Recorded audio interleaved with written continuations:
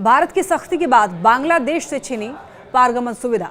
9 अप्रैल के बाद कोई ट्रक नहीं आया। बांग्लादेश से तीसरे देशों को जाने वाली किसी भी ट्रक ने 9 अप्रैल से पेट्रापोल सीमा में प्रवेश नहीं किया है। अगले आदेश तक स्थिति ऐसी ही रहेगी।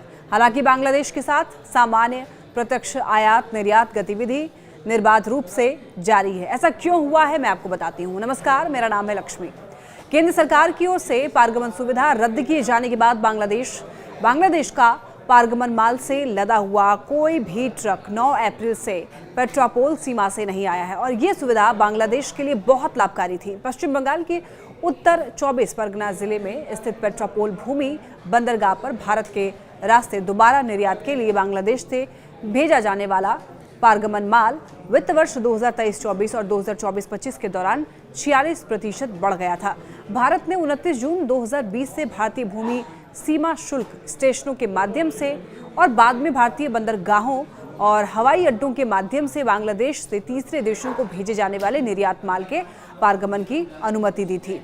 दोनों देश के बीच में बढ़ते हुए तनाव के चलते इस साल 8 अप्रैल को केंद्र सरकार ने पारगमन सुविधा को रद्द कर दिया। पारगमन सुविधा का मतलब एक देश से माल दूसरे देश ले जाने के लिए किसी तीसरे देश के बंदरगाह, हवाई अड्डे या फिर परिवहन मार्ग का अस्थायी उपयोग करना होता है। Petrapole clearing agents staff welfare association के उपलब्ध कराए गए वित्त वर्ष 2023-24 में करोड़ों की 4,733 खेप लेकर 3,473 ट्रक पेट्रापोल के जरिए बांग्लादेश से भारत में प्रवेश किए। वित्तीय वर्ष 2024-25 में 4,861 ट्रकों ने 7,772 खेपों का परिवहन किया, जो पिछले वित्त वर्ष की तुलना में ट्रक आवाजाही में 36% की वृद्धि और कार्गो मूल्य में 46% की वृद्धि को दर्शाता है। पेट्रापोल लैंड पोर्ट में मैनेजर कमलेश सैनी ने बताया कि बांग्लादेश से तीसरे देशों को जाने वाले किसी भी ट्रक ने 9 अप्रैल से पेट्रापोल सीमा में प्रवेश नहीं किया है। अगले आदेश तक स्थिति ऐसी ही रहेगी। हालांकि बांग्लादेश के साथ सामान्य प्रत्यक्ष आयात निर्यात गतिविधि निर्बाध रूप से जारी है। 9 अप्रैल से पहले बांग्लादेश से आए हुए लगभग 50 से 60 ट्रकों में से लगभग 15 से 20 ट्रक यूरोप और अमेरिका जैसे पश्चिम बाजारों के लिए तैयार कपड़ों से भरे हुए कंटेनर ले जा रहे थे। दूसरी ओर लगभग 400 भारतीय ट्रक प्रतिदिन पेट्रापोल बेनापोल सीमा के माध्यम से पड़ोसी राज्य में प्रवेश करते हैं।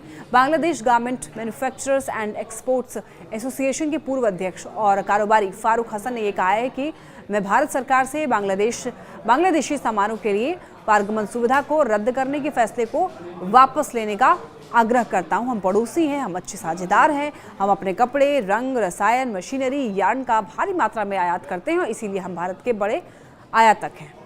भारत को ये स्वीकार करना चाहिए, हमारे उनके साथ अच्छे संबंध हैं। रेडीमेड गारमेंट बांग्लादेश की अर्थव्यवस्था की रीढ़ है। बांग्लादेश के कुल निर्यात में 83 से 84% से अधिक निर्यात रेडीमेड गारमेंट्स के निर्यात से आता है। 95% से अधिक माल जहाज से जाता है और केवल 5% हवाई मार्ग से जाता है। हसन ने यह कहा कि इस साल पूरी दुनिया में बहुत चुनौतीपूर्ण चल रहा है। हाल ही में अमेरिका के लगाए गए टैरिफ मुद्दे पर बांग्लादेश सहित सभी अर्थव्यवस्थाओं के लिए स्थिति जो है बहुत अस्थिर हो गई है। अमेरिका में पहले से ही कपड़ों की कीमतें जो है वो बढ़ने वाली हैं, साथ ही साथ मुद्रास्फीति भी बढ़ने वाली है और पहले से ही बांग्लादेशी निर्माता इस वैश्विक टैरिफ परिदृश्य से दबाव में है। और फिर हाल ही में भारत ने बांग्लादेशी वस्तुओं के लिए पारगमन सुविधाएं रद्द कर दी हैं। इसका प्रभाव पड़ेगा क्योंकि हमारे सभी शिपमेंट अमेरिका, जर्मनी, ब्रिटेन या फिर पश्चिमी दुनिया के गंतव्यों को जाते हैं। हमारे पास माल को सीधे बेचने की बहुत कम सुविधाएं हैं, इसीलिए हमें अलग अलग देशों में माल भेजना पड़ता है। इसे अंतर्राष्ट्रीय स्तर पर मान्यता प्राप्त है और इसकी अनुमति है।